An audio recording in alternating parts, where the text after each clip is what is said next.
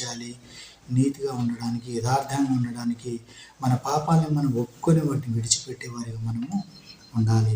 యెహోవా నీ కోపం చేత నన్ను గద్దింపకము, నీ ఉగ్రతతో నన్ను శిక్షింపకము. యెహోవా నేను కృషించి ఉన్నాను, నన్ను కరుణింపుము. మనం ఒప్పుకోవాలి దేవుని ముందు. దేవుని బిడ్డలారా, నేను పాపంలోనే పుట్టి ఉన్నాను, ఈ పాపపు లోకంలో నేను జీవిస్తున్నాను కనుక ప్రభువా, నేను పరిశుద్ధుని కాదు కనుక నీ మాటలకు నేను లోబడలేకపోతున్నాను, నీ మాటలను నేను వినలేకపోతున్నాను, నీ వాక్యాన్ని నేను నా హృదయంలో భద్రపరచుకోలేకపోతున్నాను, నీ వాక్యం ద్వారా నేను వినలేక నేను జీవించలేకపోతున్నాను. అందుకని నీ యొక్క కోపాన్ని నా మీదకి రప్పించకుండా కాపాడము. యెహోవా నేను కృషించి ఉన్నాను, నన్ను కరుణింపుము. యెహోవా నా ఎముకలు అదురుచున్నవి, నన్ను బాగు చేయము.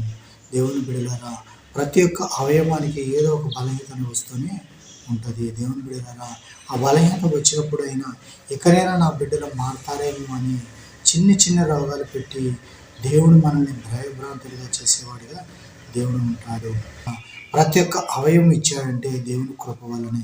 దేవుని బిడ్డలారా, ఒక్క అవయవం కూడా లేకపోతే మనం ఎలా ఉంటాము?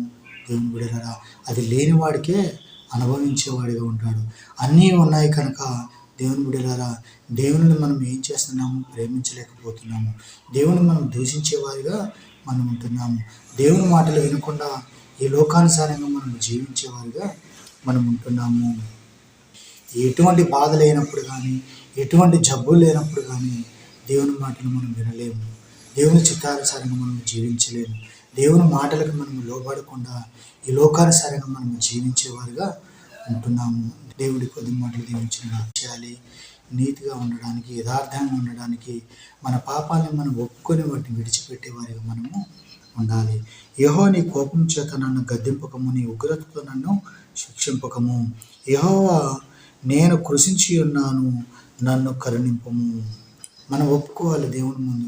దేవుని బిడ్డలారా, నేను పాపంలోనే పుట్టి ఉన్నాను, ఈ పాపపు లోకంలో నేను జీవిస్తున్నాను కనుక ప్రభువా, నేను పరిశుద్ధుని కాదు కనుక నీ మాటలకు నేను లోబడలేకపోతున్నాను, నీ మాటలను నేను వినలేకపోతున్నాను, నీ వాక్యాన్ని నేను నా హృదయంలో భద్రపరచుకోలేకపోతున్నాను, నీ వాక్యం ద్వారా నేను వినలేక నేను జీవించలేకపోతున్నాను.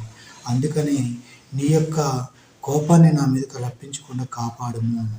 యెహోవా నేను కృషించి ఉన్నాను, నన్ను కరుణింపుము. యెహోవా నా ఎముకలు అదురుచున్నవి, నన్ను బాగు చేయము. దేవుని బిడ్డలారా, ప్రతి ఒక్క అవయవానికి ఏదో ఒక బలహీనత వస్తూనే ఉంటుంది. దేవుని బిడ్డలారా, ఆ బలహీనత వచ్చినప్పుడు అయినా ఎక్కడైనా నా బిడ్డలు మారతారేమో అని